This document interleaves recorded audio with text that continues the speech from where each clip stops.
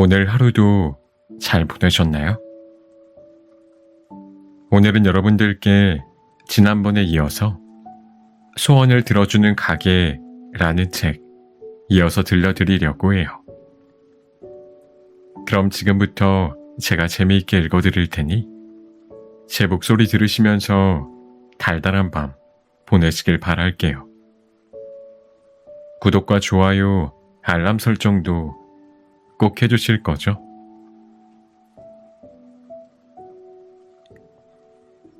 모자. 뙤약볕이 내리쬐는 무더운 여름날이었어. 중절모를 쓴 대머리 신사가 가게를 찾아왔어. 가게 안에는 각종 모자가 진열되어 있었지.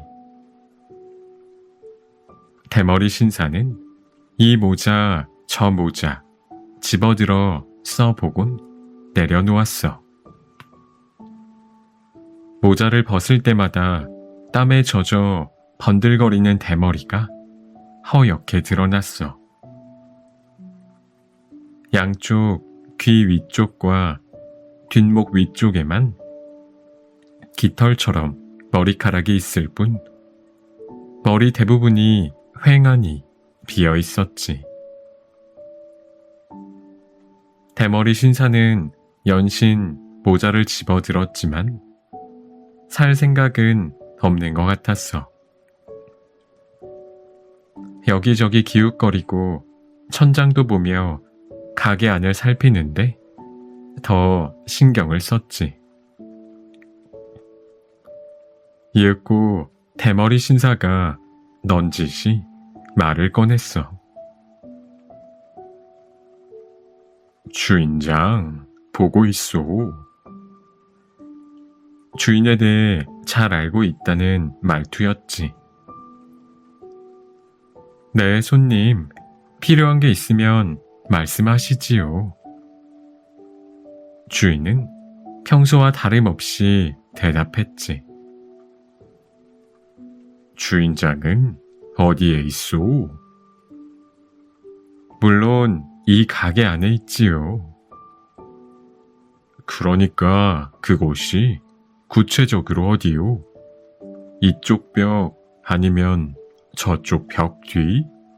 혹시 천장 위? 하하, 그건 대답하기 곤란하군요. 주인장은 왜 모습을 드러내지 않는 거요? 이해하실지 모르겠지만 사실 이곳에서 손님이 물건을 산다는 건 자신과 거래하는 겁니다. 그러니 굳이 제가 나설 필요가 없는 거지요. 자신과 거래다? 그게 가능하오? 물론이지요. 누구에게나 얻고 싶은 것과 그에 따라 내줄 것이 있을 테니까요. 거래라는 것은 주고받는 것 아닙니까? 하나를 얻으려면 내주는 것도 있어야 하는 법이지요. 자신이 얻고 싶은 것만 가득하면 거래가 될 수 없잖아요.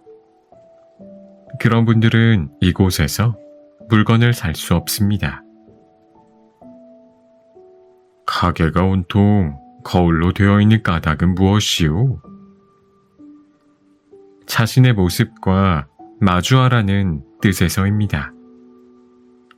그래야 자신과 거래를 할 수 있으니까요. 대머리 신사는 알겠다는 듯 고개를 끄덕였어. 그런데 여기 있는 물건들은 어디서 가져오는 거요? 하하, 그건 알려드릴 수 없습니다. 그래요? 그럼 가게 이름은 왜 없는 거요?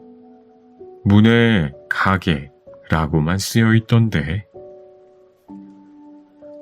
대머리 신사는 물건을 사기보다는 조사를 하러 나온 것 같았지. 그래도 주인은 친절하게 대답했어. 저희 가게에선 물건의 종류를 정해놓고 팔지 않거든요. 그래서 그냥 가게라고만 해둔 거죠. 그래도 이름은 붙일 수 있는 게 아니오. 멋진 가게 이름도 많잖소. 그럴 필요가 없어서요. 사람들은 저마다 성격이며 생각이 다르고 또 저마다 다른 문제와 소망이 있지요. 하나의 답으로 모든 문제를 풀 수 없듯이 어떤 한 가지 물건으로 모두를 만족시킬 수는 없습니다. 저희 가게는 손님들의 간절한 바람이 깃든 물건을 팔지요. 그러니 굳이 이름을 붙이고 싶다면 손님들이 저마다 마음에 드는 이름을 지어 부르면 되지 않을까 싶습니다만.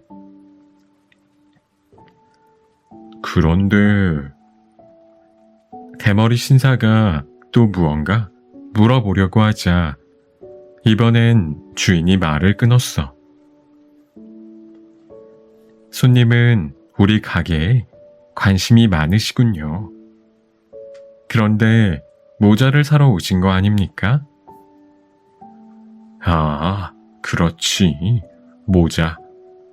실은 내가 아주 특별한 모자를 찾고 있소만.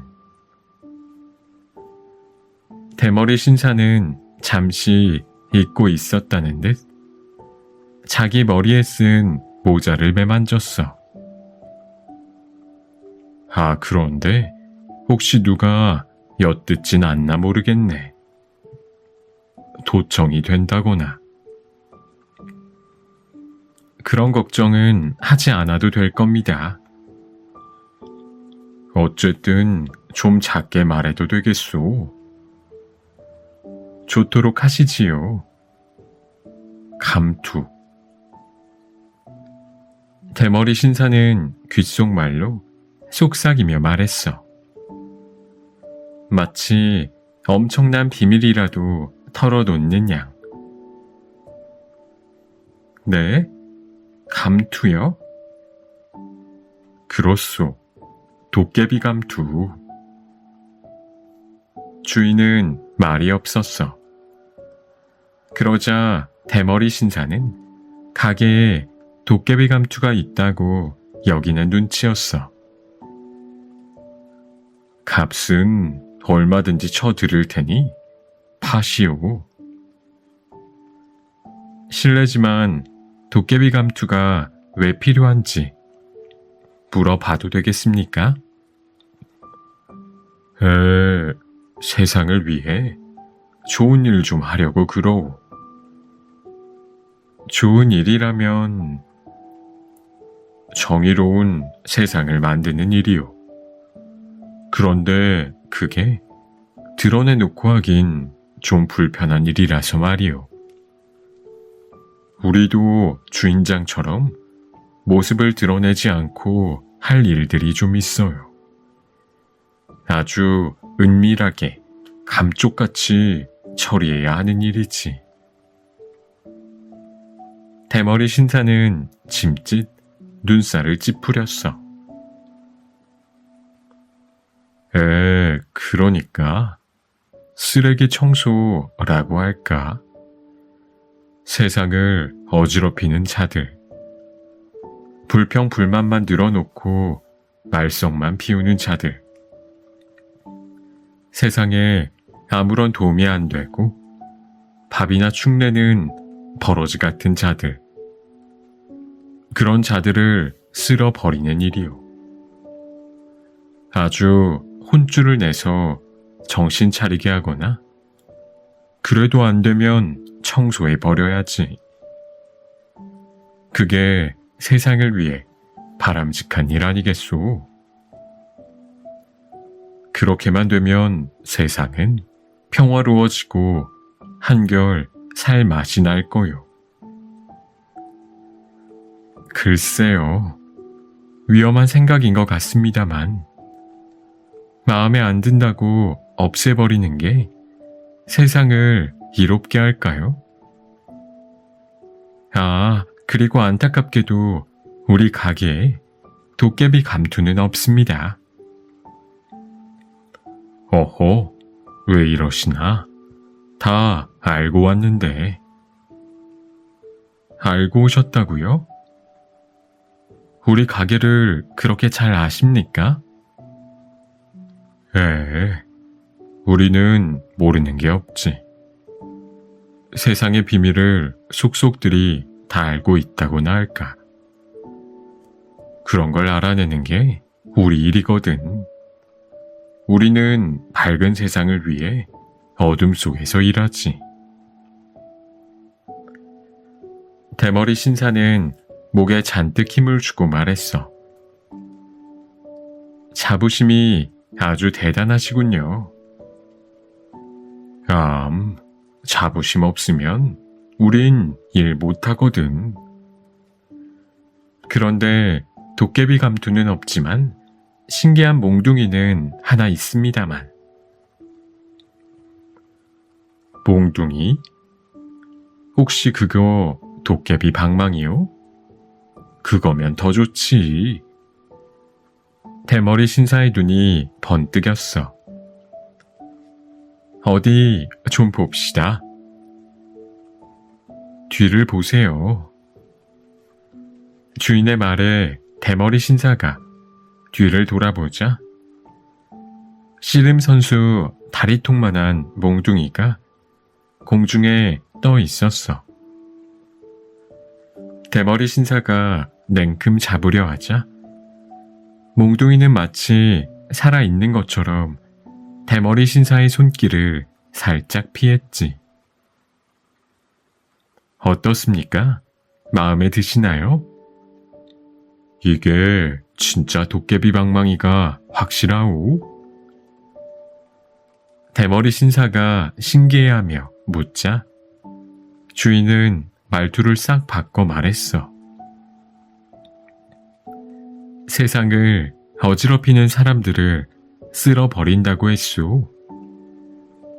내가 보기에 미꾸라지처럼 물을 흐리는 건 바로 당신 같은 사람이요. 사람 목숨을 마음대로 해도 괜찮다고 생각하는 건 제정신이 아니지. 당신에게 어울리는 것은 바로 이것이요. 주인의 말이 끝나기가 무섭게 몽둥이가 부르르 떨더니 대머리 신사를 내려치려고 했어. 왜 이래 이거? 사람 치겠네. 대머리 신사는 당황해서 모자를 벗어 몽둥이를 막으려고 했지. 진짜 도깨비를 불러다 혼쭐을 내야 정신을 차리겠어? 몽둥이 찜질을 당하기 전에 얼른 썩 꺼져. 주인이 버럭 호통을 쳤어. 어이쿠. 대머리 신사는 허둥대다 모자를 바닥에 떨어뜨리고는 잔뜩 겁에 질려 밖으로 달아났지. 대머리 신사가 나간 뒤 가게 문이 다시 획 열리더니 모자가 휙 날아갔어. 어이쿠, 내 모자. 대머리 신사는 모자를 잡으러 달려갔어. 그런데 지나가던 개가 모자를 물고 달아나는 거야. 아니, 저런 똥개가? 야, 이리 안 가져와? 그게 얼마짜린 줄 알아? 대머리 신사는 개에게 고래고래 소리를 질렀어. 하지만 개가 말을 알아들을 리 없었지. 그 꼴을 보고 세발 자전거를 타던 4살 배기 아이가 깔깔깔 웃어댔어. 그러다가 하마터면 넘어질 뻔했지 뭐야. 한편 대머리 신사가 나간 뒤 가게는 한동안 지진이 난 듯 부르르 떨렸어. 주인의 분노 때문이었는지도 모르지.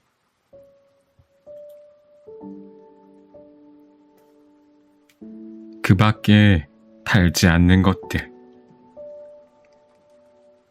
가게에서는 모든 손님들에게 물건을 팔지는 않아. 다른 가게에서 얼마든지 구할 수 있는 물건을 찾는 사람은 그냥 돌려보냈어. 아무거나 다 파는 가게는 아니니까. 다른 가게에서 구할 수 없는 특별한 물건을 찾더라도 돌려보내는 경우도 있었지. 무엇이든 다 파는 가게도 아니니까. 한 번은 진짜 도깨비가 찾아왔어.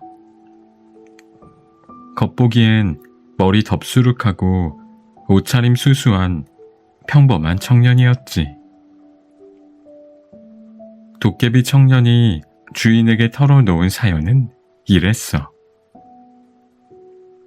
도깨비 청년은 인간 여자와 사랑에 빠졌어. 곱고 향기로운 여자였지. 도깨비 청년은 그 여자에게 무엇이든 다 해주고 싶었어. 하루는 여자가 도깨비 방망이를 보여달라고 했어. 도깨비 청년은 그때 거절했어야 했어. 왜냐하면 보통 사람이 도깨비 방망이를 만지면 자기도 어쩌지 못하는 엄청난 욕심이 생기거든. 마음만 먹으면 그 도깨비 방망이를 아예 가질 수도 있지. 하지만 도깨비 청년은 사랑에 눈이 멀어 아무런 의심 없이 여자에게 도깨비 방망이를 내주었어. 그러자 여자는 도깨비 방망이를 두드려서 도깨비 청년이 찾을 수 없는 곳으로 달아나 버렸어. 그러니까 도깨비 방망이가 필요한 거군요. 주인의 말에 도깨비 청년은 울먹이는 목소리로 대답했어. 네, 그렇습니다. 도깨비 방망이를 찾지 못하면 전 도깨비 나라에서 쫓겨나고 말 거예요. 하지만 여기는 분실물 보관소가 아니잖아요. 알아요. 그러니까 찾아달라는 게 아니라 달라는 겁니다. 이곳이라면 도깨비 방망이도 있을 것 같아서요. 제발 부탁드립니다. 도깨비 청년은 간절하게 사정했지. 하지만 주인은 도깨비 청년의 부탁을 뿌리쳤어. 어쩌죠. 우리 가게에선 도깨비 방망이를 팔지 않습니다. 손님 사정은 딱하지만 그건 도깨비 나라에서 해결할 문제예요. 내가 도깨비 나라의 일에 끼어들 수는 없어요. 도움을 드리지 못해 미안합니다. 결국 도깨비 청년은 힘없이 가게를 나가야 했지. 이런 손님도 있었어. 스파이더맨 옷이나 슈퍼맨 망토는 없나요? 다른 가게로 가시지요. 그런 걸 파는 가게가 따로 있을 텐데요. 아니, 나는 그런 거 말고 진짜를 원해요. 입으면 진짜 스파이더맨이나 슈퍼맨이 되는 옷 말이에요. 만화를 너무 많이 봤군요. 우리 가게에도 그런 건 없습니다. 또 이런 손님도 있었지. 사랑의 묘약을 구할 수 있을까요? 잠든 사람에게 한 방울 떨어뜨리면 깨어나서 처음 보는 사람을 사랑하게 된다는 그 약 말인가요? 네, 제가 사랑하는 사람이 있는데요. 그 사람은 저한테 아무런 관심이 없어요. 사랑의 묘약으로 그 사람이 저를 사랑하게 만들고 싶어요. 사랑의 묘약이 있긴 있지요. 아, 그래요? 얼른 주세요. 하지만 그건 각자의 마음속에 있는 걸로 아는데요. 손님께선 그걸 꺼내는 방법을 생각해 보시는 게 좋겠습니다. 주인의 말에 그 손님은 벌레 씹은 얼굴로 가게를 나갔지. 먹으면 늙지 않는다는 불로초를 찾는 손님도 있었어. 늙지 않고 영원한 젊음을 누리고 싶다면서 말이야. 물론 주인은 그 손님에게 한마디 들려주곤 그냥 돌려보냈지. 늙는 것을 두려워할 시간에 지금 손님에게 소중한 것들을 살펴보는 편이 좋지 않을까요? 지금 이 순간에도 시간은 흘러가고 한 번 흘러간 시간은 다시 돌아오지 않을 테니까요. 미래를 보여주는 거울을 찾는 손님도 있었어. 자신의 미래 모습이 어떨지 궁금하다면서 말이야. 손님, 이곳은 점집이 아닙니다. 미래를 점치고 싶다면 점집을 알아보는 게 나을 듯 싶군요. 주인은 그 손님도 빈손으로 돌려보냈지. 세상을 얻을 수 있는 책을 찾는 사람도 있었어. 세상의 비밀을 알려주는 책. 세상을 내 마음대로 움직일 수 있는 비법이 담긴 책 말이요. 어떻게 하면 세상을 지배할 수 있는지 그 길을 알려주는 책이 필요하오. 위대한 스승들이 남겨놓은 그런 책 없소.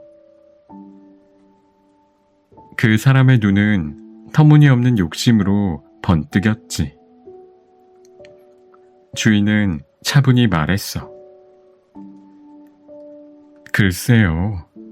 책은 지혜를 담는 그릇이어서 우리가 살아가는데 꼭 필요하지요. 하지만 그 어떤 책도 갈림길에 선 사람에게 어느 길로 가야 한다고 결정을 내려주진 않습니다. 선택은 언제나 자신이 하는 거죠. 그리고 길은 책 밖에 있답니다. 그 밖에도 허탕을 치고 돌아가는 사람이 적지 않았지만 자질구레한 이야기는 이쯤 해둘게.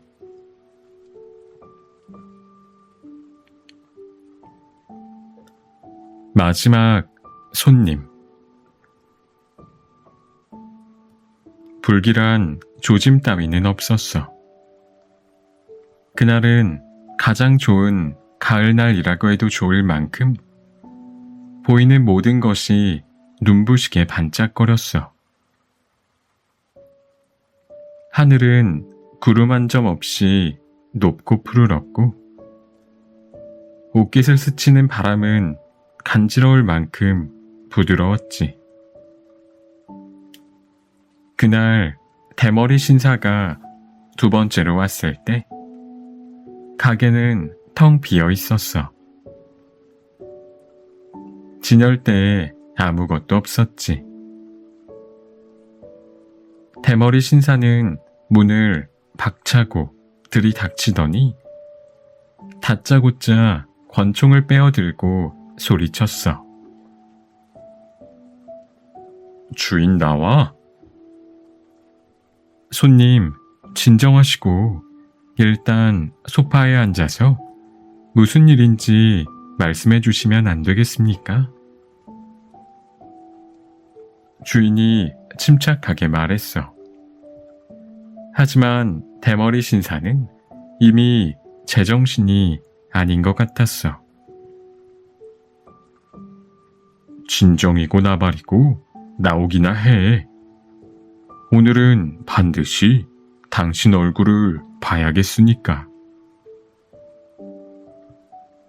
제 얼굴을 봐서 무엇 하시게요? 그건 내가 알아서 할 테니 당신은 나오기나 해. 지난번처럼 건방을 떨다가는 무사하지 못할 거다. 이건 그냥 해보는 소리가 아니야. 대머리 신사는 권총을 머리 위로 들었어. 하지만 주인은 나타나지 않았어. 후후, 그냥은 못 나오겠다. 기어이 내 권총의 위력을 봐야 하나? 대머리 신사는 당장이라도 방아쇠를 당길 듯한 자세로 뱀 같은 눈을 요리조리 돌리며 가게 안을 살폈어. 그러다 텅 빈 진열대를 보곤 물었어. 근데 진열대에 왜 아무것도 없지? 손님이 찾는 게 무엇인지 몰라서요. 그래? 당신이 모르는 것도 있나? 이곳에서 구할 수 없는 것을 찾으면 제가 어떻게 하겠습니까? 이곳에서 구할 수 없는 것이라. 아니지, 당신이 틀렸어. 내가 원하는 건 분명히 이곳에 있으니까. 대머리 신사의 한쪽 입꼬리가 올라갔어. 나는 이 가게를 쭉 지켜봤어. 누가 와서 어떤 물건을 사가는지. 그런데 말이야, 이 가게에 물건을 대주는 차는 한 번도 못 봤어. 물건이 들어오지 않는데 가게엔 언제나 새로운 물건들이 진열된다? 이게 말이 돼?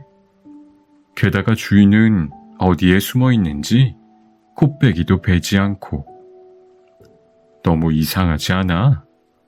나는 진실을 알아야겠어. 당신 정체가 뭐야? 마법사라도 되나? 아니면 도깨비 방망이라도 가지고 있는 건가? 자, 어떻게 된 건지 설명 좀 해보시지. 오늘은 내가 확실히 밝히고 말겠어. 지난번처럼 어이없이 당하진 않을 거라고. 대머리 신사가 입을 앙 다물었어. 손님, 믿지 않는 자에겐 보이지 않는 세계가 있답니다. 주인의 목소리는 흐르는 강물처럼 낮고 깊었어. 헛소리 집어치워. 제 모습을 보려 하지 마시고 거울에 비친 자신의 모습을 보십시오. 나하고 말장난하자는 거야? 아직 정신을 못 차렸군. 내가 허풍 떠는 줄 아는 모양인데 지금 당장 나오지 않으면 이 권총이 성을 낼 거다. 자, 셋셀 동안 나와. 하나. 주인은 나오지 않았어. 둘. 그래도 주인은 나오지 않았어. 셋. 주인은 끝내 나오지 않았어. 총알이 벽 거울에 박혔어. 총알이 박힌 주위로 날카로운 금들이 생겼지. 대머리 신사는 한층 더 흥분해서 소리쳤어. 이래도 안 나와? 비겁하게 거울 뒤에 숨어있지 말고 나오란 말이야. 안 그러면 이 가게를 부숴버리겠어. 주인은 침착하게 물었어. 손님, 원하는 게 뭡니까? 단지 제 얼굴을 보려는 것은 아닐 거 아닙니까? 정말 모르겠어? 그렇다면 알려주지. 내가 갖고 싶은 건 바로 이 가게야. 이 가게를 가져서 무엇하게요? 이 가게엔 엄청난 힘이 있어. 난 알아.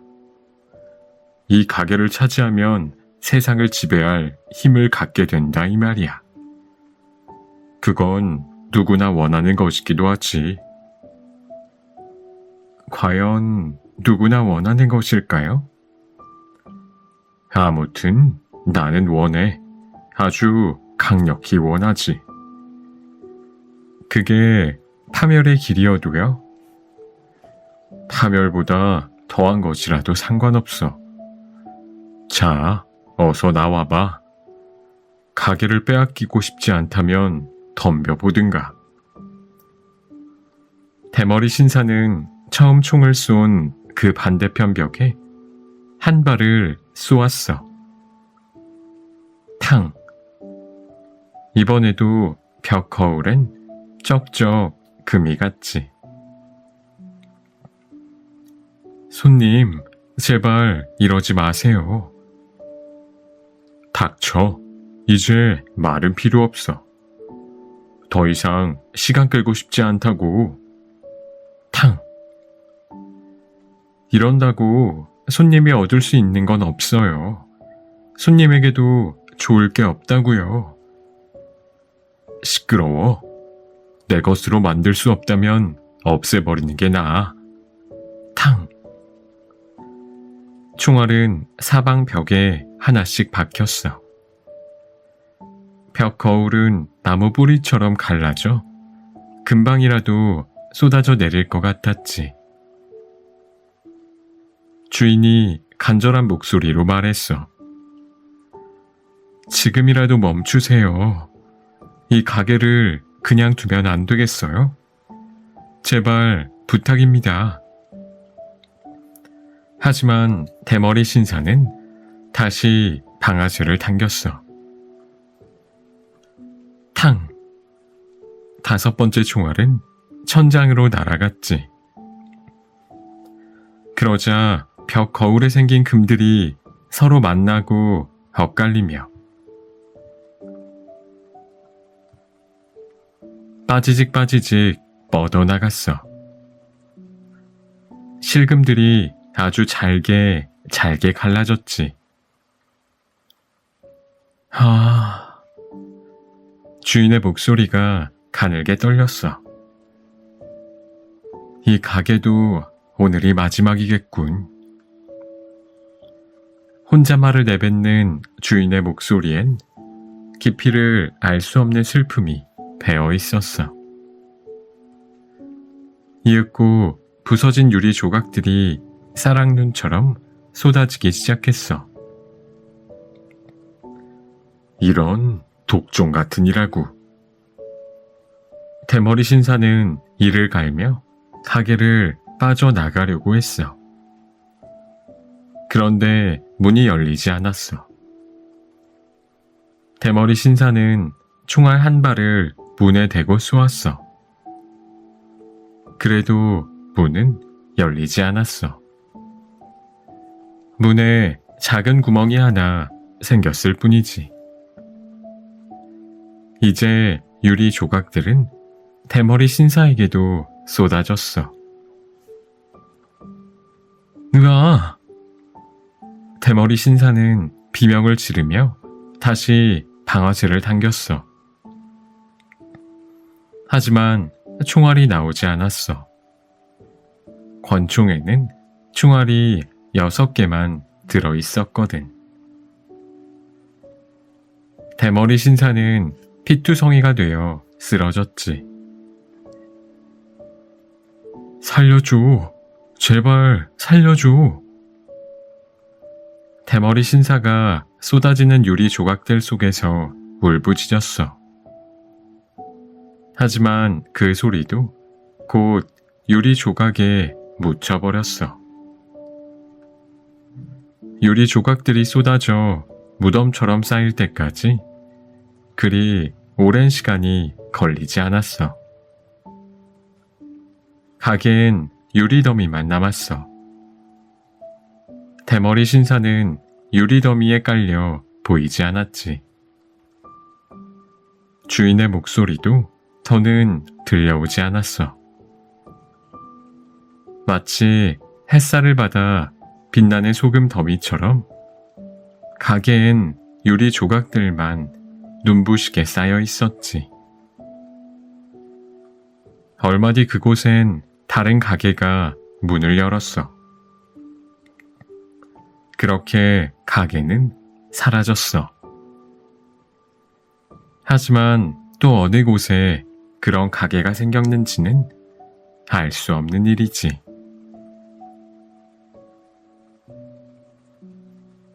아기 산토끼. 아기 산토끼는 개울에 물을 먹으러 갔다가 다람쥐한테 들었습니다. 얘야, 토끼야. 마을에 내려가면 내 친척 되는 애들이 상자 속에 갇혀 살고 있단다. 우리 친척 되는 애들이? 그래, 새하얀 토끼래. 눈은 빨갛고, 그리고 마을에 집들이 많고, 예배당에선 종을 치고, 밤이면 촛불을 켜놓고 예배를 드린대. 다람쥐는 그것만 가르쳐주고 쪼르르 나무 위로 올라가 버렸습니다. 아기 산토끼는 갑자기 마을에 내려가 보고 싶었습니다. 자기네 친척되는 토끼들이 궁금하고 집도 예배당도 보고 싶었거든요. 날씨가 따뜻해지거든 한번 꼭 찾아가야겠다고 별렸습니다. 20밤이 지났습니다. 아지랑이가 아롱아롱 춤추는 들판이 참 따사로웠습니다. 손가락을 꼽으며 기다리던 봄이 온 것입니다. 아기 산토끼는 수염을 예쁘게 다듬고는 조심조심 산을 내려갔습니다. 다람쥐가 가르쳐준 예배당 종각이 높다랗게 보이는 마을을 향해 깡충깡충 뛰어갔습니다.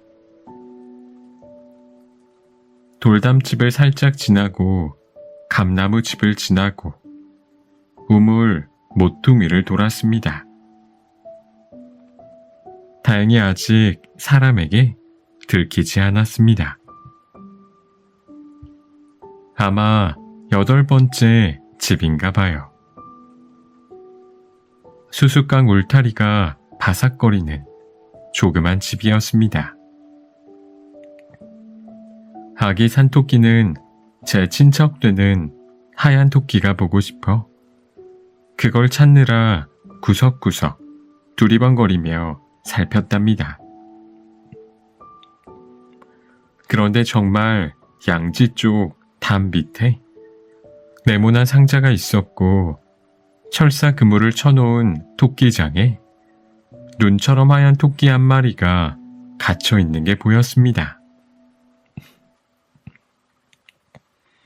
어머나, 아주머니. 아기 산토끼는 반가워서 그쪽으로 달려갔습니다. 아주머니라니, 나한테 아주머니라 했니? 네, 우리 친척이잖아요. 아기 산토끼는 상자 속 아주머니 토끼를 뚫어져라 쳐다보았습니다. 하얀 털이 곱고 빨간 눈알이 예뻤습니다. 그런데 상자 속에 이렇게 갇혀 살다니 너무나 불쌍했습니다. 아주머니, 산에 가고 싶지 않으세요? 가고 싶어도 못 간단다. 달아나면 되잖아요. 아니야, 달아나면 나빠요. 그런 소리 자꾸 하지 말고 그만 돌아가요. 아주머니 토끼는 고개를 돌리고는 몰래 눈물을 훔치는 것 같았습니다. 아기 산토끼는 어쩔 수 없이 돌아섰습니다. 언덕 위에 있는 예배당으로 얼른 뛰어갔습니다. 찔레나무 덩굴 속에 숨어서 밤이 오기를 기다렸습니다. 드디어 밤이 되니 창문마다 불빛이 새어나오고 종소리가 울려 퍼졌습니다.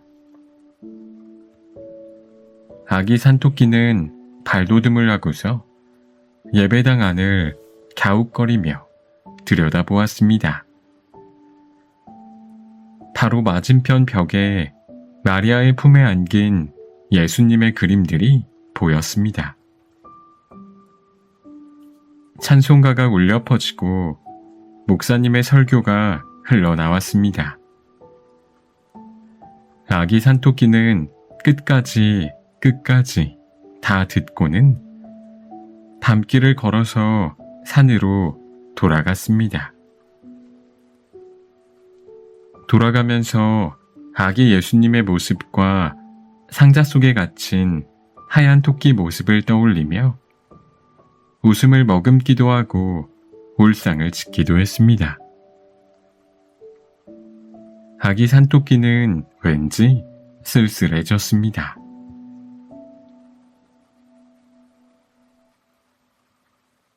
가엾은 나무. 언덕에 5,000년 묵은 느티나무가 있었습니다. 비바람에 가지가 찢기고 눈보라에 마른 나뭇가지가 듬성듬성 드러난 늙은 느티나무였습니다. 작은 언덕은 뿌리를 마음껏 뻗을 수 있는 땅도 없었답니다. 그러나 느티나무는 아주 장하게 버티면서 살아왔습니다. 봄이면 가지마다 자줏빛 잎사귀를 피우고 작은 새들이 그 가지에 깃들어 살았습니다. 여름엔 두터운 그늘을 만들어 사람들과 짐승들의 쉴 곳을 마련해 주었습니다.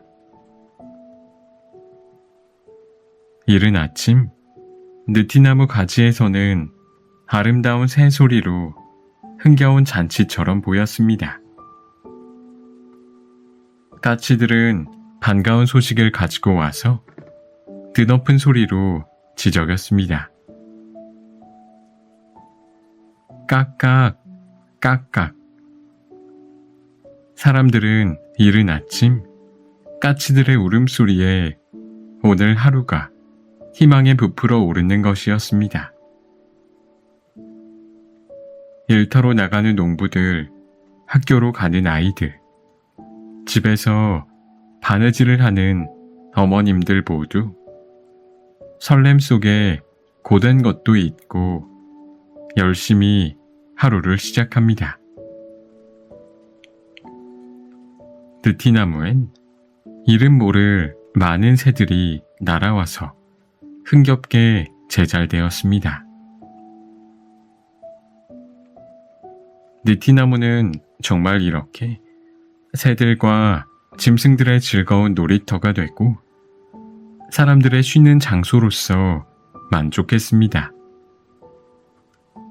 그것이 느티나무가 지닌 따뜻한 마음씨 전부였습니다. 그러나 느티나무는 그 조그맣고 알뜰한 마음씨를 괴롭히는 심술궂은 바람 때문에 몹시 괴로웠습니다. 북쪽에서 불어오는 북풍과 남쪽에서 불어오는 남풍이 바로 나쁜 악마들이었습니다. 북풍은 눈보라와 함께 매서운 바람을 몰고 와서 큰 소리치는 것이었습니다. 느티나무야, 항복하지 않겠나? 내가 너의 뿌리를 뿌리째 뽑아버리기 전에 어서 내 말을 듣는 것이 좋을 게다. 그러나 느티나무는 꿋꿋이 버티었습니다. 북풍아, 나는 하느님이 이 세상을 만드실 때 이 조그만 언덕을 지키는 나무로 심어주셨단다. 누구에게도 이 언덕을 내어줄 수 없어. 여기 모여드는 새들과 산 짐승들과 사람들 모두가 함께 이 언덕을 지킬 거야. 북풍은 좀처럼 이 느티나무를 정복하지 못했습니다. 북풍이 기세를 좀 죽이고 나면 이번에는 남풍이 사나운 태풍을 몰고 왔습니다. 남풍도 북풍과 꼭 같은 말을 하면서 항복하기를 요구했습니다. 그러나 역시 느티나무는 당당하게 버티었습니다. 때로는 북풍과 남풍이 한꺼번에 몰려와서 이 작은 언덕을 반씩 차지하여 느티나무를 괴롭혔습니다. 남풍과 북풍이 몰려올 때마다 느티나무의 많은 가지가 찢겨나가고 뿌리가 조금씩 흔들리기도 했습니다. 북풍은 느티나무 가지들을 비틀어 놓기도 하고 몸뚱이를 밀어붙이기도 했답니다. 그때마다 느티나무는 목을 조르는 듯한 숨 막히는 괴로움을 견디면서 간신히 서 있었습니다. 남풍은 이런 느티나무에게 때로는 부드럽고 너그러운 모습을 띄어 마음을 쓸리게 하기도 했습니다. 느티나무는 깜빡 속을 때도 있었습니다. 남풍은 침략자가 아니라 친구 같다는 생각을 했기 때문입니다. 남풍은 아주 계획에 들어맞아 느티나무의 반쪽을 차지하고 말았습니다. 이것을 본 북풍도 생각을 바꾸어 느티나무를 구슬리기 시작했습니다. 느티나무는 이번엔 그 간사한 북풍에게 속아버린 것입니다. 북풍은 나머지 반쪽을 차지하고 말았습니다. 가엾게도 느티나무를 남풍과 북풍이 반씩 차지하여 힘을 벼기 시작했습니다. 북풍과 남풍이 차지하고부터 이상하게도 느티나무는 나무의 빛깔이 달라져 버렸습니다. 어쩌면 한 가운데를 반으로 금을 긋듯이 남쪽은 회색으로, 북쪽은 검 자줏빛으로 물든 것입니다. 그 빛깔은 아주 천천히 물이 들었기 때문에 느티나무는 금방 알아차릴 수 없었습니다. 빛깔이 달라지면서 나뭇가지에 노래 부르는 새들의 울음소리도 달라졌습니다. 나무 밑 그늘에 쉬어가는 짐승들의 모습도 달라졌습니다. 사람들의 생각도 달라졌답니다. 모두가 느티나무와 같이 북쪽으로 모여드는 새와 사람들, 그리고 남쪽 그늘에 모여드는 새와 사람들이 따로 모이는 것입니다. 느티나무 언덕은 슬픈 일이 자주 일어났습니다. 전에는 북풍에게 시달리고 남풍에게 시달리던 것이 이번에는 아주 이상하게 되어버린 것입니다. 느티나무의 반쪽 길이 서로가 미워하고 괴롭히고 있는 것이었습니다. 전에 북풍에게 시달릴 땐 온 몸으로 북풍을 막고, 남풍에게 시달릴 땐 온 몸으로 남풍을 막아왔던 것을 이제는 같은 나무가 반으로 나뉘어 싸우니 어찌 되는 걸까요? 느티나무는 괴로웠습니다. 자신의 몸을 자신이 마음대로 못하게 되기까지 느티나무는 많은 잘못을 저질렀던 것입니다. 그만큼 느티나무는 정신을 차리지 않았기 때문입니다. 느티나무는 어찌하면 좋을지 많은 후회를 하면서 한꺼번에 자신의 몸에 붙어있는 북풍의 사슬과 남풍의 사슬을 떼어내려 애를 썼습니다. 그러나 잘 되지 않았습니다. 한 그루의 느티나무에 두 개의 힘이 서로 다투고 있어서 느티나무에 본디 지니고 있던 힘은 너무나 약해져 버렸습니다. 느티나무에 모여드는 새들은 말했습니다. 느티나무의 본래의 빛깔은 검 자줏빛이었어.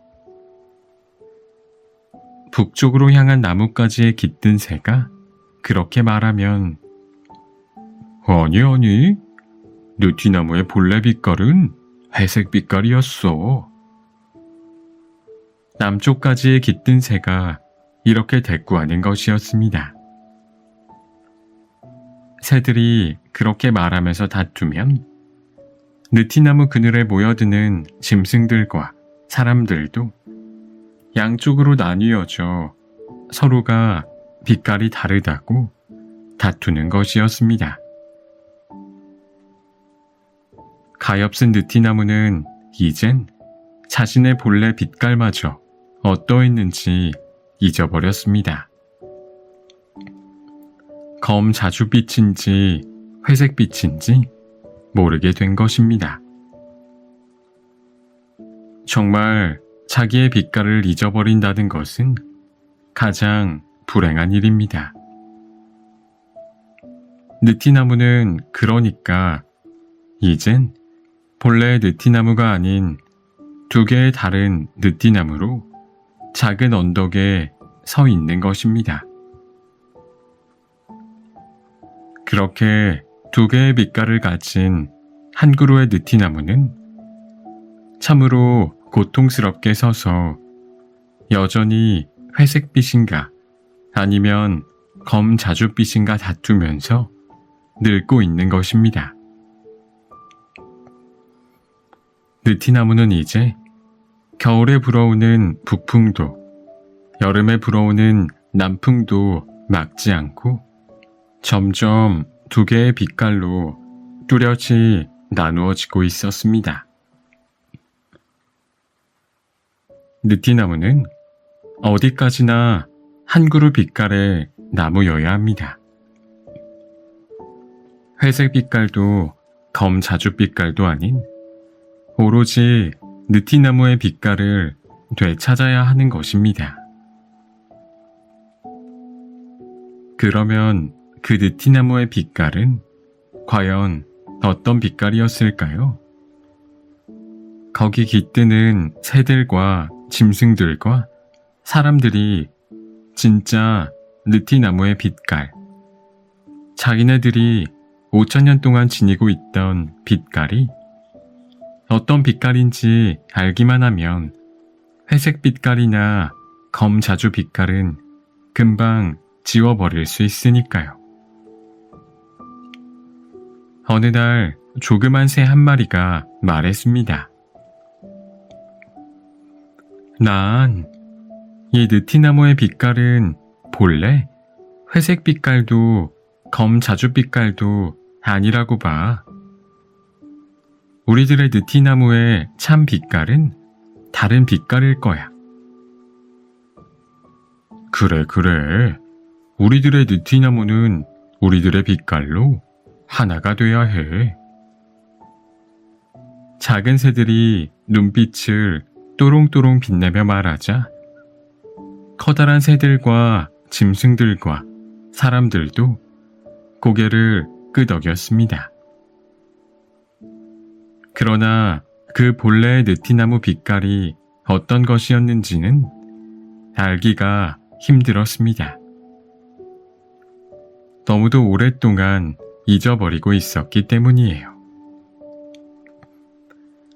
하지만 이 가엾은 느티나무의 껍질을 누구라도 살짝 벗겨 안을 들여다보면 금방 본래 나무의 빛깔을 알 수 있을 텐데 작은 언덕의 느티나무는 가엾게도 자신의 빛깔을 찾지 못한 채 서 있는 것입니다. 두 개의 빛깔로 괴로워하면서 말이죠.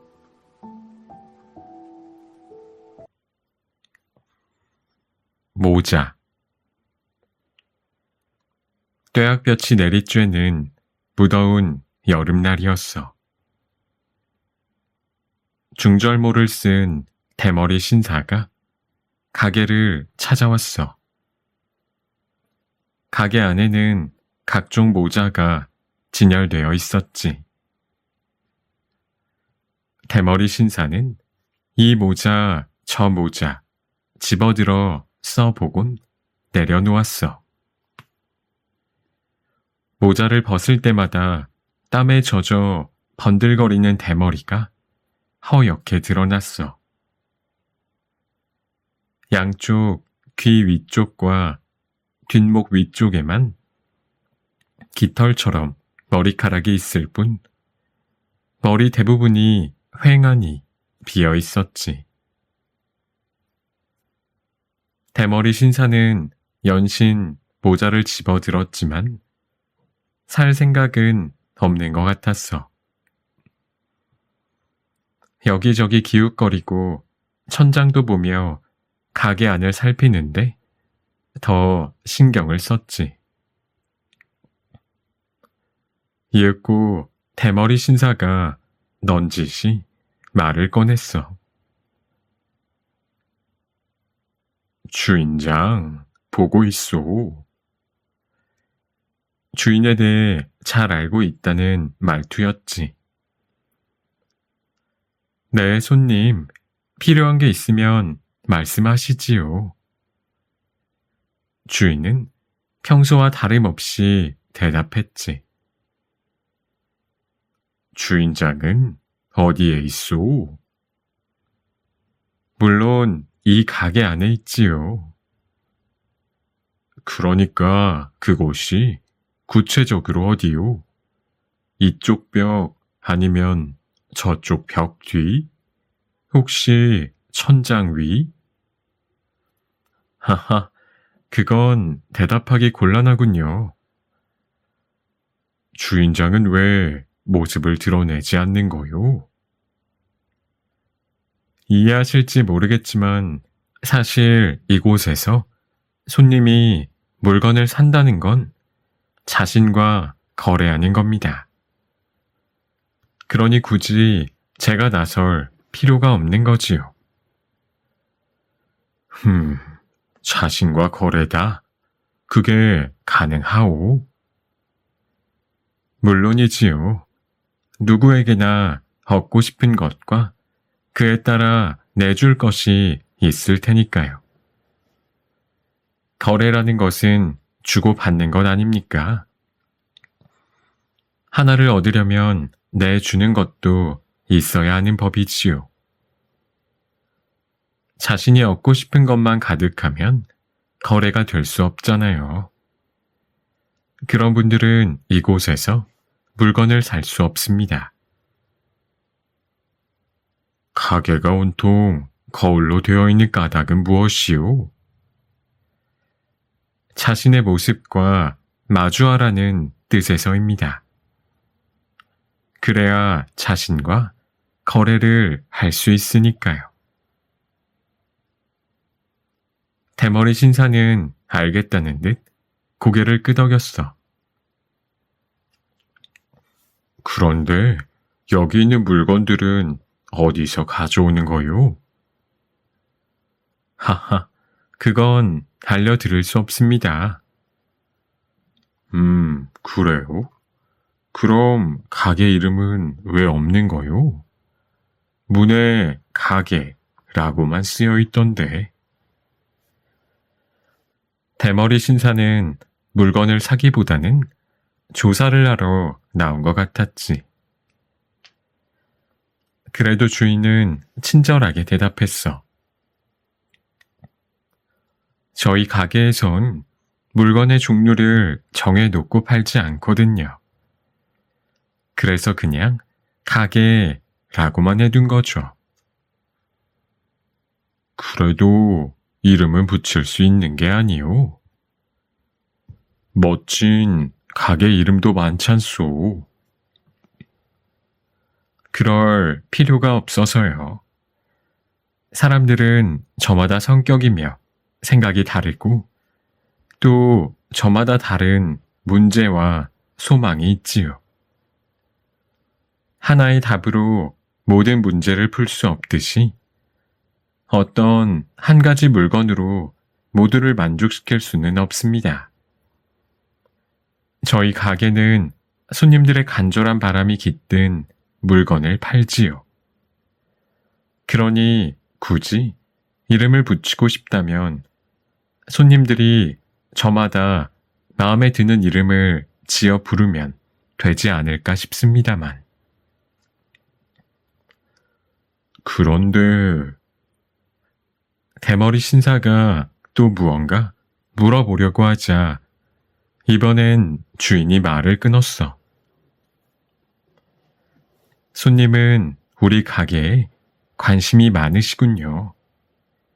그런데 모자를 사러 오신 거 아닙니까? 아, 그렇지. 모자. 실은 내가 아주 특별한 모자를 찾고 있소만. 대머리 신사는 잠시 잊고 있었다는 듯 자기 머리에 쓴 모자를 매만졌어. 아, 그런데 혹시 누가 엿듣진 않나 모르겠네. 도청이 된다거나.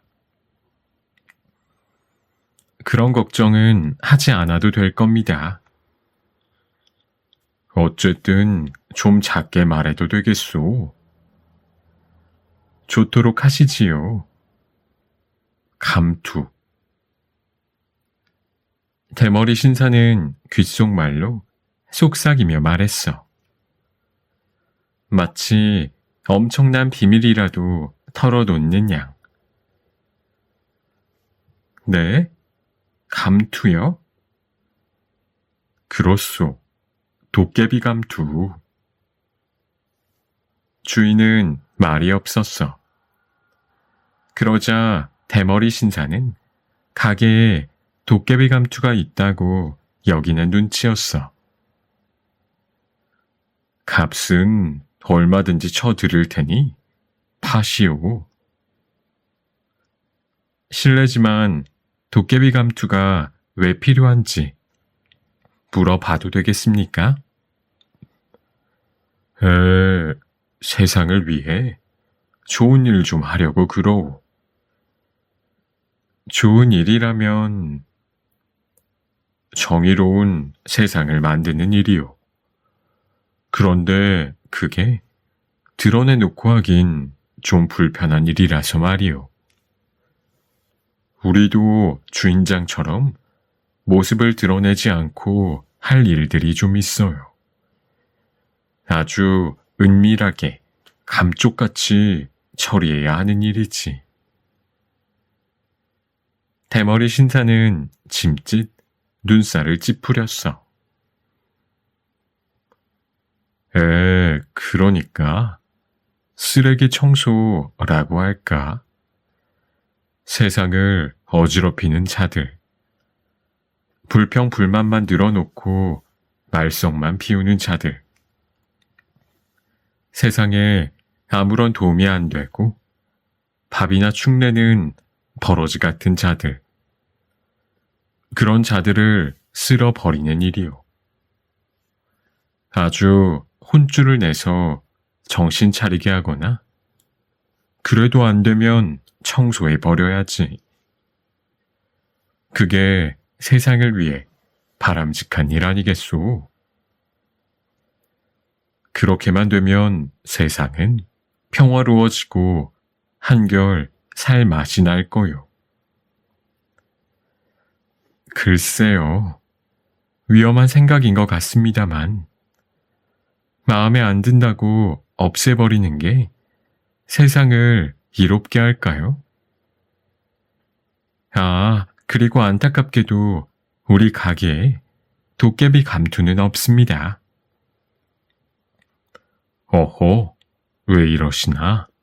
다 알고 왔는데. 알고 오셨다고요? 우리 가게를 그렇게 잘 아십니까? 우리는 모르는 게 없지. 세상의 비밀을 속속들이 다 알고 있다고나 할까. 그런 걸 알아내는 게 우리 일이거든. 우리는 밝은 세상을 위해 어둠 속에서 일하지. 대머리 신사는 목에 잔뜩 힘을 주고 말했어. 자부심이 아주 대단하시군요. 자부심 없으면 우린 일 못하거든. 그런데 도깨비 감투는 없지만 신기한 몽둥이는 하나 있습니다만. 몽둥이? 혹시 그거 도깨비 방망이요? 그거면 더 좋지. 대머리 신사의 눈이 번뜩였어. 어디 좀 봅시다. 뒤를 보세요. 주인의 말에 대머리 신사가 뒤를 돌아보자 씨름 선수 다리통만한 몽둥이가 공중에 떠 있었어. 대머리 신사가 냉큼 잡으려 하자 몽둥이는 마치 살아있는 것처럼 대머리 신사의 손길을 살짝 피했지. 어떻습니까? 마음에 드시나요? 이게 진짜 도깨비 방망이가 확실하오?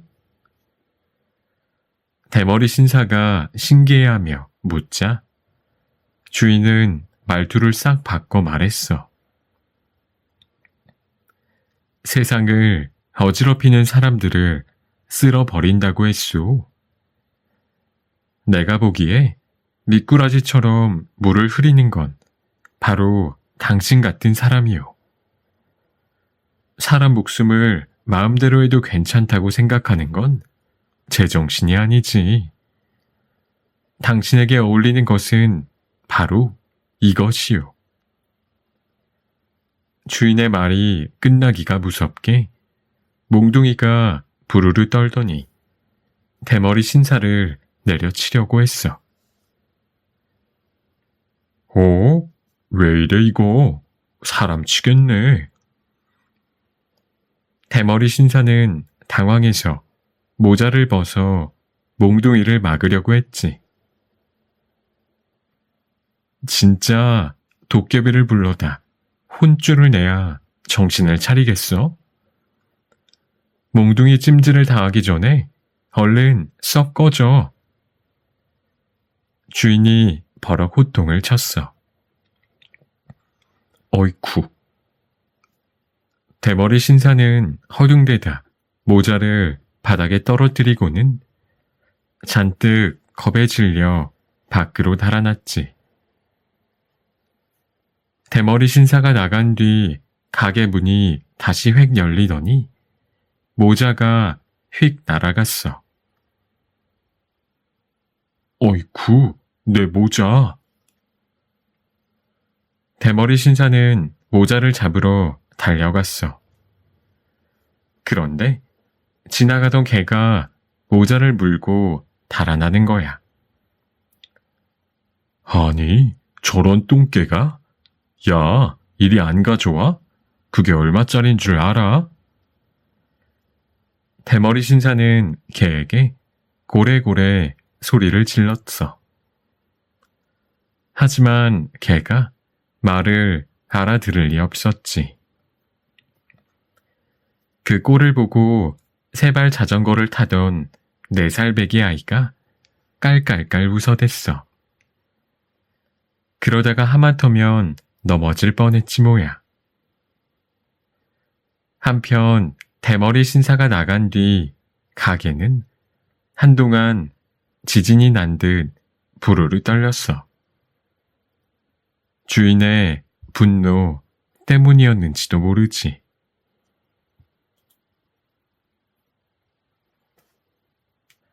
그 밖에 팔지 않는 것들. 가게에서는 모든 손님들에게 물건을 팔지는 않아. 다른 가게에서 얼마든지 구할 수 있는 물건을 찾는 사람은 그냥 돌려보냈어. 아무거나 다 파는 가게는 아니니까. 다른 가게에서 구할 수 없는 특별한 물건을 찾더라도 돌려보내는 경우도 있었지. 무엇이든 다 파는 가게도 아니니까. 한 번은 진짜 도깨비가 찾아왔어. 겉보기엔 머리 덥수룩하고 옷차림 수수한 평범한 청년이었지. 도깨비 청년이 주인에게 털어놓은 사연은 이랬어. 도깨비 청년은 인간 여자와 사랑에 빠졌어. 곱고 향기로운 여자였지. 도깨비 청년은 그 여자에게 무엇이든 다 해주고 싶었어.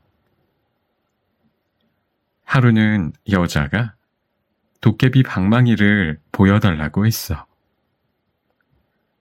도깨비 청년은 그때 거절했어야 했어. 왜냐하면 보통 사람이 도깨비 방망이를 만지면 자기도 어쩌지 못하는 엄청난 욕심이 생기거든. 마음만 먹으면 그 도깨비 방망이를 아예 가질 수도 있지. 하지만 도깨비 청년은 사랑에 눈이 멀어 아무런 의심 없이 여자에게 도깨비 방망이를 내주었어. 그러자 여자는 도깨비 방망이를 두드려서 도깨비 청년이 찾을 수 없는 곳으로 달아나 버렸어. 그러니까 도깨비 방망이가 필요한 거군요. 주인의 말에 도깨비 청년은 울먹이는 목소리로 대답했어.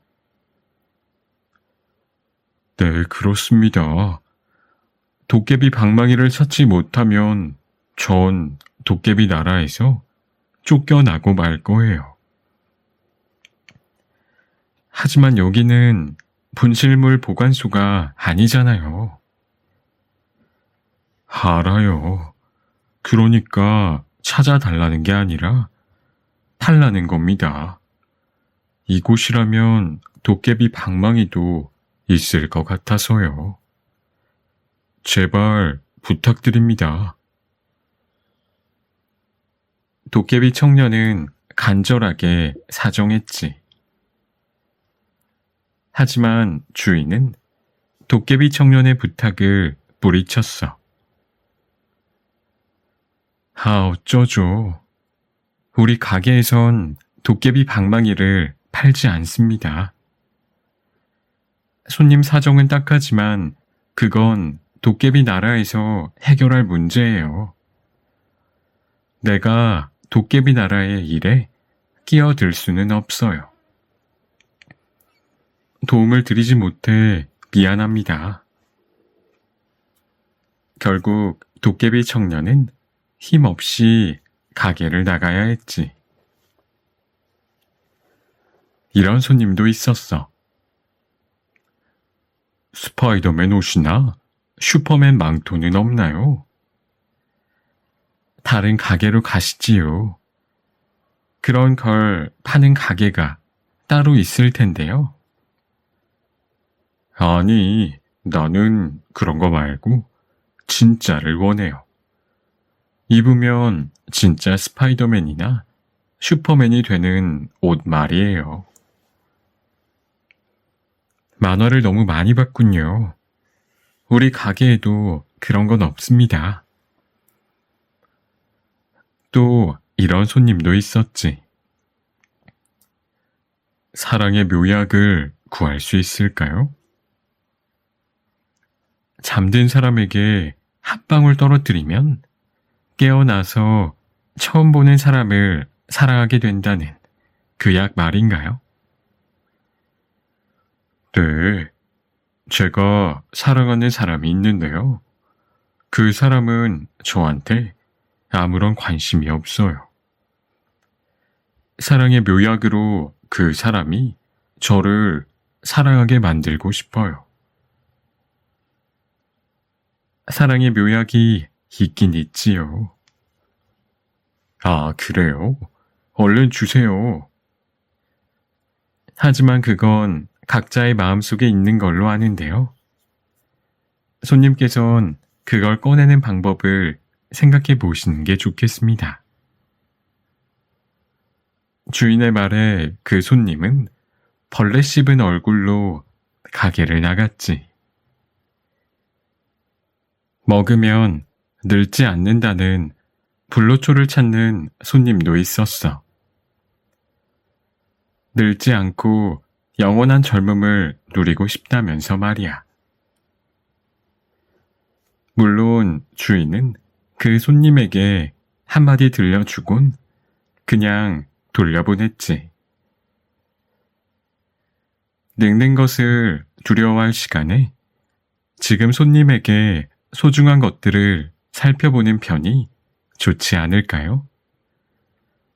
지금 이 순간에도 시간은 흘러가고 한 번 흘러간 시간은 다시 돌아오지 않을 테니까요. 미래를 보여주는 거울을 찾는 손님도 있었어. 자신의 미래 모습이 어떨지 궁금하다면서 말이야. 손님, 이곳은 점집이 아닙니다. 미래를 점치고 싶다면 점집을 알아보는 게 나을 듯 싶군요. 주인은 그 손님도 빈손으로 돌려보냈지. 세상을 얻을 수 있는 책을 찾는 사람도 있었어. 세상의 비밀을 알려주는 책. 세상을 내 마음대로 움직일 수 있는 비법이 담긴 책 말이오. 어떻게 하면 세상을 지배할 수 있는지 그 길을 알려주는 책이 필요하오. 위대한 스승들이 남겨놓은 그런 책 없소. 그 사람의 눈은 터무니없는 욕심으로 번뜩였지. 주인은 차분히 말했어. 글쎄요. 책은 지혜를 담는 그릇이어서 우리가 살아가는데 꼭 필요하지요. 하지만 그 어떤 책도 갈림길에 선 사람에게 어느 길로 가야 한다고 결정을 내려주진 않습니다. 선택은 언제나 자신이 하는 거죠. 그리고 길은 책 밖에 있답니다. 그 밖에도 허탕을 치고 돌아가는 사람이 적지 않았지만 자질구레한 이야기는 이쯤 해둘게.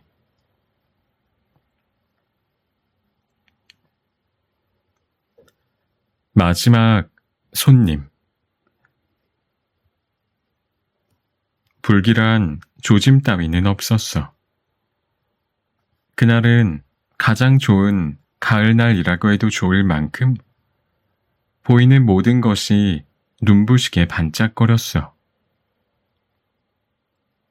하늘은 구름 한 점 없이 높고 푸르렀고 옷깃을 스치는 바람은 간지러울 만큼 부드러웠지.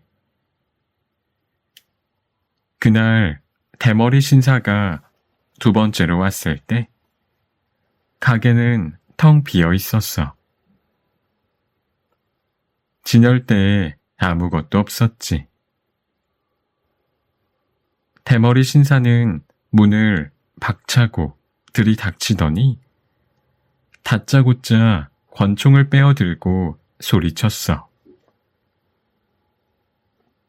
주인 나와?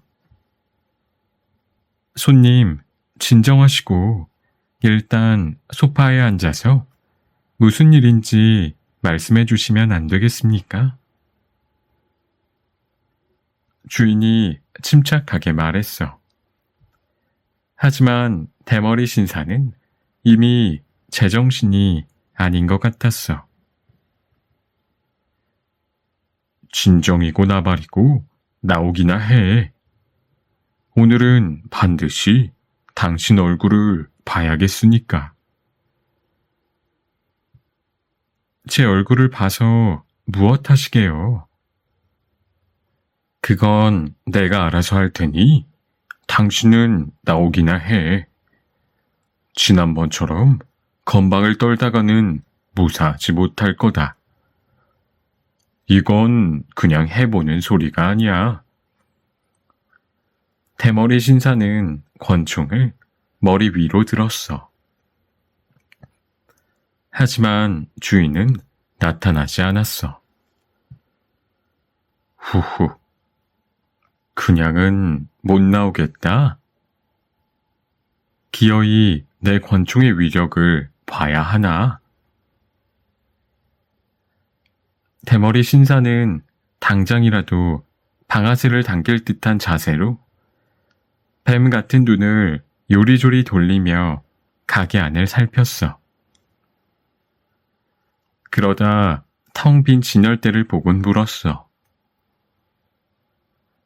근데 진열대에 왜 아무것도 없지?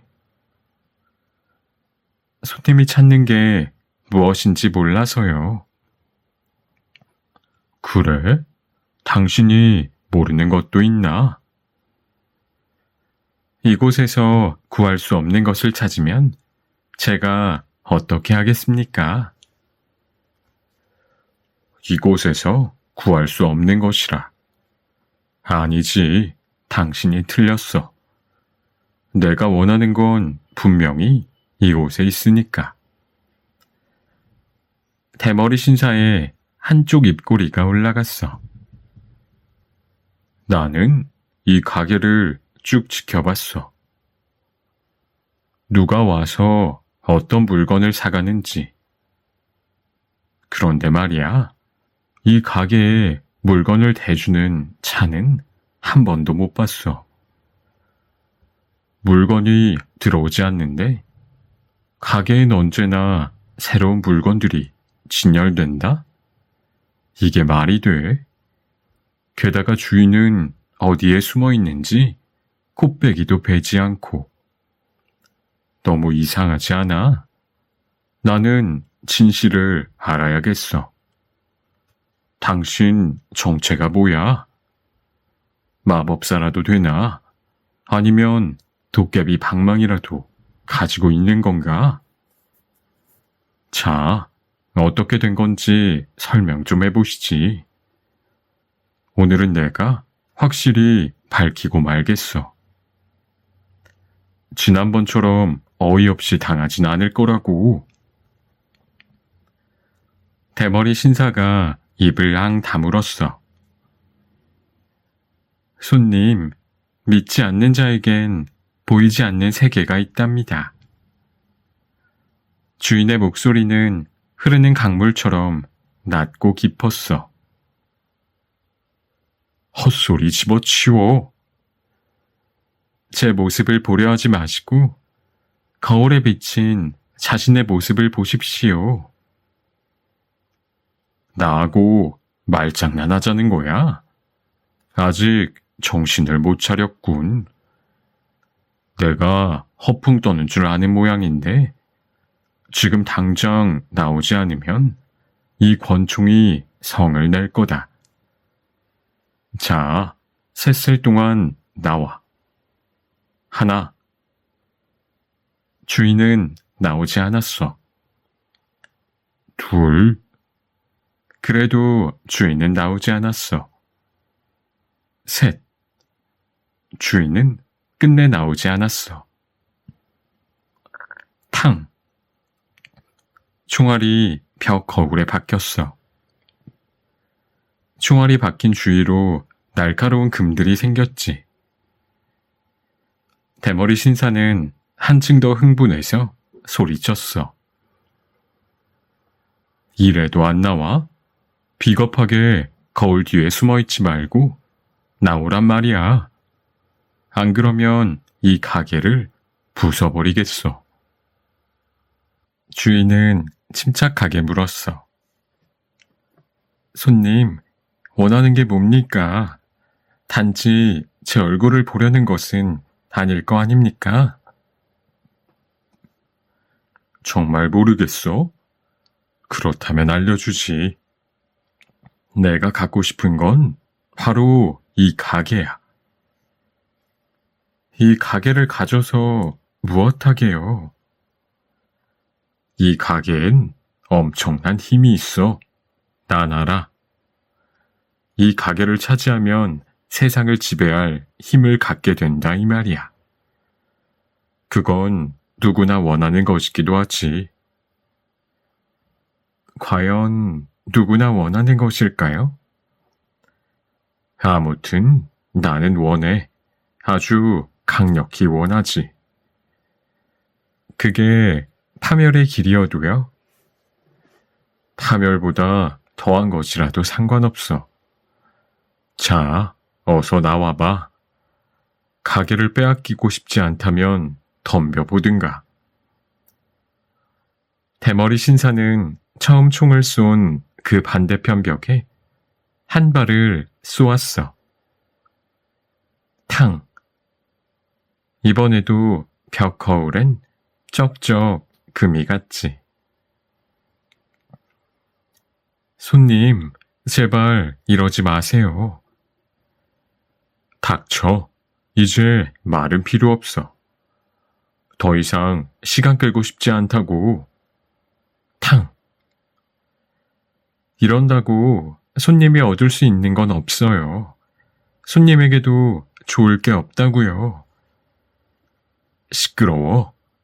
내 것으로 만들 수 없다면 없애버리는 게 나아. 탕. 총알은 사방 벽에 하나씩 박혔어.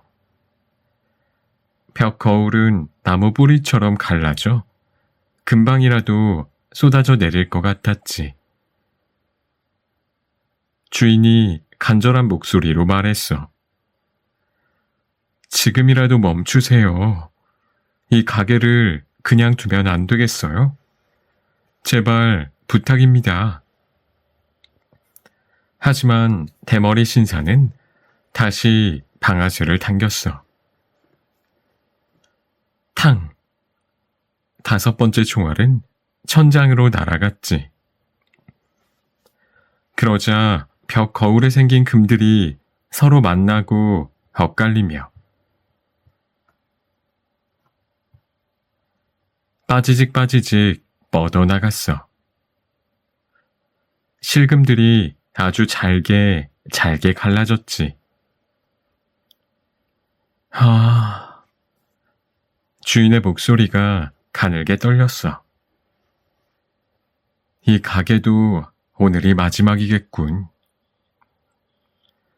혼잣말을 내뱉는 주인의 목소리엔 깊이를 알 수 없는 슬픔이 배어 있었어. 이윽고 부서진 유리 조각들이 쌀랑눈처럼 쏟아지기 시작했어. 이런 독종 같은 이라고. 대머리 신사는 이를 갈며 가게를 빠져나가려고 했어. 그런데 문이 열리지 않았어. 대머리 신사는 총알 한 발을 문에 대고 쏘았어. 그래도 문은 열리지 않았어. 문에 작은 구멍이 하나 생겼을 뿐이지. 이제 유리 조각들은 대머리 신사에게도 쏟아졌어. 으아! 대머리 신사는 비명을 지르며 다시 방아쇠를 당겼어. 하지만 총알이 나오지 않았어. 권총에는 총알이 6개만 들어있었거든. 대머리 신사는 피투성이가 되어 쓰러졌지. 살려줘. 제발 살려줘. 대머리 신사가 쏟아지는 유리 조각들 속에서 울부짖었어. 하지만 그 소리도 곧 유리 조각에 묻혀버렸어.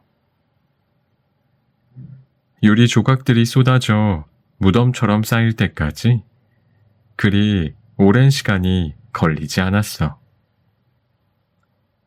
가게엔 유리 더미만 남았어.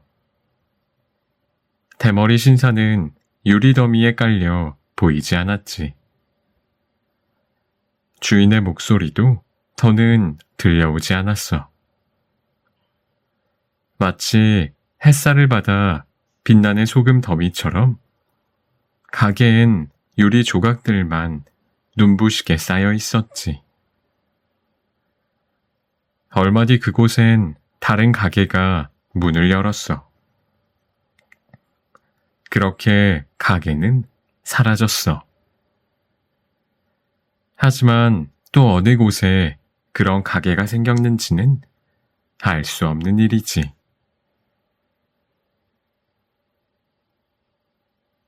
아기 산토끼. 아기 산토끼는 개울에 물을 먹으러 갔다가 다람쥐한테 들었습니다. 얘야, 토끼야. 마을에 내려가면 내 친척 되는 애들이 상자 속에 갇혀 살고 있단다. 우리 친척 되는 애들이? 그래, 새하얀 토끼래. 눈은 빨갛고, 그리고 마을에 집들이 많고, 예배당에선 종을 치고, 밤이면 촛불을 켜놓고 예배를 드린대. 다람쥐는 그것만 가르쳐주고 쪼르르 나무 위로 올라가 버렸습니다. 아기 산토끼는 갑자기 마을에 내려가 보고 싶었습니다. 자기네 친척되는 토끼들이 궁금하고 집도 예배당도 보고 싶었거든요. 날씨가 따뜻해지거든 한번 꼭 찾아가야겠다고 열렸습니다. 스무 밤이 지났습니다.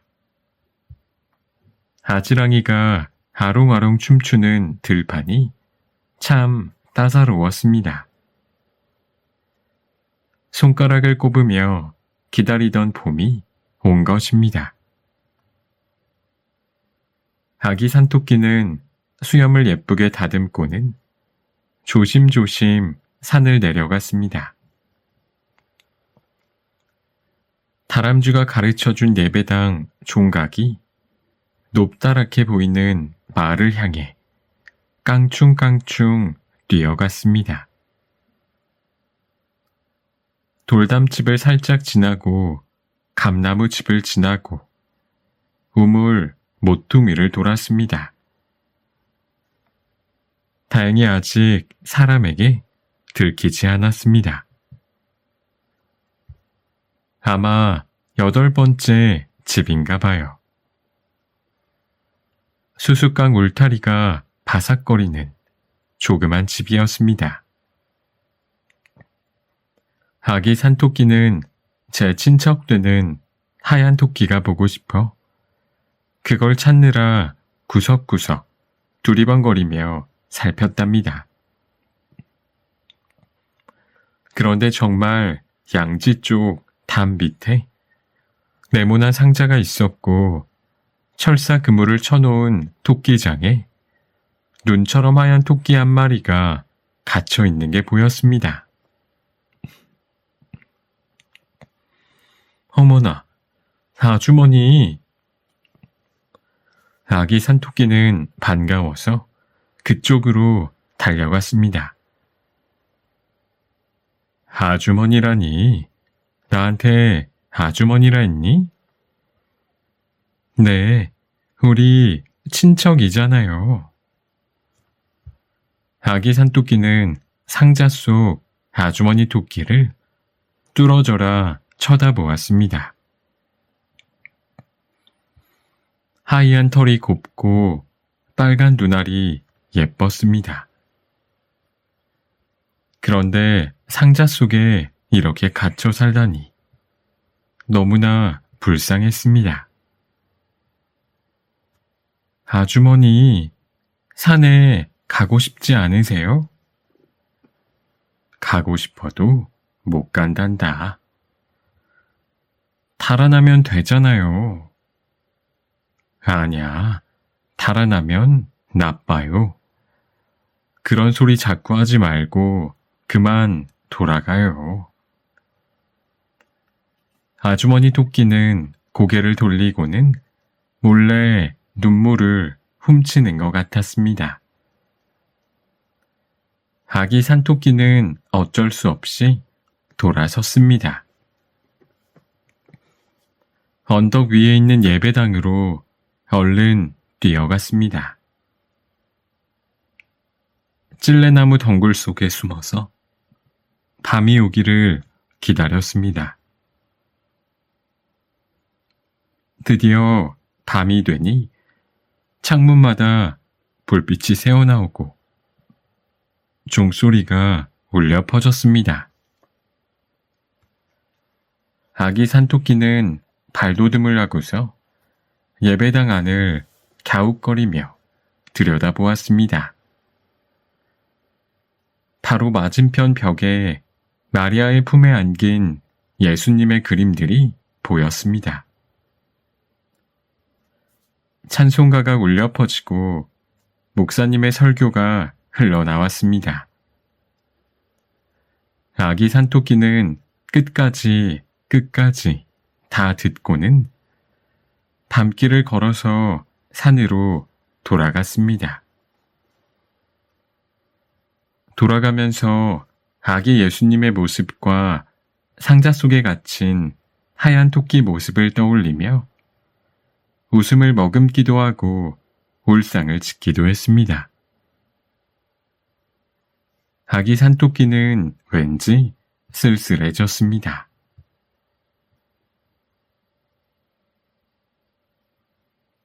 가엾은 나무. 언덕에 5,000년 묵은 느티나무가 있었습니다. 비바람에 가지가 찢기고 눈보라에 마른 나뭇가지가 듬성듬성 드러난 늙은 느티나무였습니다. 작은 언덕은 뿌리를 마음껏 뻗을 수 있는 땅도 없었답니다.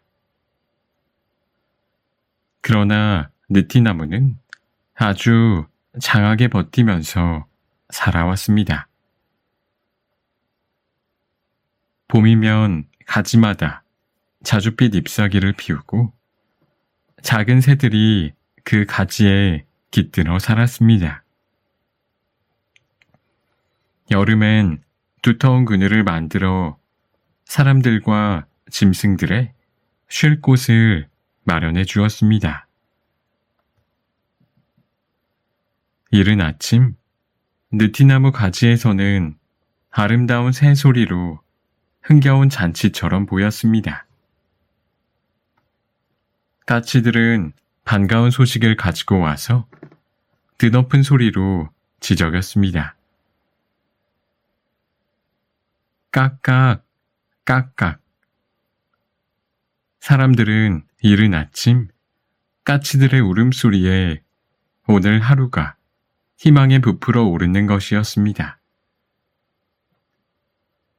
일터로 나가는 농부들, 학교로 가는 아이들, 집에서 바느질을 하는 어머님들 모두 설렘 속에 고된 것도 있고 열심히 하루를 시작합니다. 느티나무엔 이름 모를 많은 새들이 날아와서 흥겹게 제잘되었습니다. 느티나무는 정말 이렇게 새들과 짐승들의 즐거운 놀이터가 되고 사람들의 쉬는 장소로서 만족했습니다. 그것이 느티나무가 지닌 따뜻한 마음씨 전부였습니다. 그러나 느티나무는 그 조그맣고 알뜰한 마음씨를 괴롭히는 심술궂은 바람 때문에 몹시 괴로웠습니다. 북쪽에서 불어오는 북풍과 남쪽에서 불어오는 남풍이 바로 나쁜 악마들이었습니다. 북풍은 눈보라와 함께 매서운 바람을 몰고 와서 큰 소리치는 것이었습니다. 느티나무야, 항복하지 않겠나? 내가 너의 뿌리를 뿌리째 뽑아버리기 전에 어서 내 말을 듣는 것이 좋을 게다. 그러나 느티나무는 꿋꿋이 버티었습니다. 북풍아, 나는 하느님이 이 세상을 만드실 때 이 조그만 언덕을 지키는 나무로 심어주셨단다. 누구에게도 이 언덕을 내어줄 수 없어. 여기 모여드는 새들과 산 짐승들과 사람들 모두가 함께 이 언덕을 지킬 거야. 북풍은 좀처럼 이 느티나무를 정복하지 못했습니다. 북풍이 기세를 좀 죽이고 나면 이번에는 남풍이 사나운 태풍을 몰고 왔습니다. 남풍도 북풍과 꼭 같은 말을 하면서 항복하기를 요구했습니다. 그러나 역시 느티나무는 당당하게 버티었습니다. 때로는 북풍과 남풍이 한꺼번에 몰려와서 이 작은 언덕을 반씩 차지하여 느티나무를 괴롭혔습니다. 남풍과 북풍이 몰려올 때마다 느티나무의 많은 가지가 찢겨나가고 뿌리가 조금씩 흔들리기도 했습니다. 북풍은 느티나무 가지들을 비틀어 놓기도 하고 몸뚱이를 밀어붙이기도 했답니다. 그때마다 느티나무는 목을 조르는 듯한 숨 막히는 괴로움을 견디면서 간신히 서 있었습니다. 남풍은 이런 느티나무에게 때로는 부드럽고 너그러운 모습을 띄어 마음을 쓸리게 하기도 했습니다. 느티나무는 깜빡 속을 때도 있었습니다. 남풍은 침략자가 아니라 친구 같다는 생각을 했기 때문입니다. 남풍은 아주 계획에 들어맞아 느티나무의 반쪽을 차지하고 말았습니다. 이것을 본 북풍도 생각을 바꾸어 느티나무를 구슬리기 시작했습니다. 느티나무는 이번엔 그 간사한 북풍에게 속아버린 것입니다. 북풍은 나머지 반쪽을 차지하고 말았습니다. 가엾게도 느티나무를 남풍과 북풍이 반씩 차지하여 힘을 벼기 시작했습니다. 북풍과 남풍이 차지하고부터 이상하게도 느티나무는 나무의 빛깔이 달라져 버렸습니다. 어쩌면 한 가운데를 반으로 금을 긋듯이 남쪽은 회색으로 북쪽은 검 자줏빛으로 물든 것입니다. 그 빛깔은 아주 천천히 물이 들었기 때문에 느티나무는 금방 알아차릴 수 없었습니다. 빛깔이 달라지면서 나뭇가지에 노래 부르는 새들의 울음소리도 달라졌습니다. 나무 밑 그늘에 쉬어가는 짐승들의 모습도 달라졌습니다. 사람들의 생각도 달라졌답니다. 모두가 느티나무와 같이 북쪽으로 모여드는 새와 사람들, 그리고 남쪽 그늘에 모여드는 새와 사람들이 따로 모이는 것입니다. 느티나무 언덕은 슬픈 일이 자주 일어났습니다. 전에는 북풍에게 시달리고 남풍에게 시달리던 것이 이번에는 아주 이상하게 되어버린 것입니다. 느티나무의 반쪽끼리 서로가 미워하고 괴롭히고 있는 것이었습니다. 전에 북풍에게 시달릴 땐 온 몸으로 북풍을 막고 남풍에게 시달릴 땐 온 몸으로 남풍을 막아왔던 것을 이제는 같은 나무가 반으로 나뉘어 싸우니 어찌 되는 걸까요? 느티나무는 괴로웠습니다. 자신의 몸을 자신이 마음대로 못하게 되기까지 느티나무는 많은 잘못을 저질렀던 것입니다. 그만큼 느티나무는 정신을 차리지 않았기 때문입니다. 느티나무는 어찌하면 좋을지 많은 후회를 하면서 한꺼번에 자신의 몸에 붙어있는 북풍의 사슬과 남풍의 사슬을 떼어내려 애를 썼습니다. 그러나 잘 되지 않았습니다.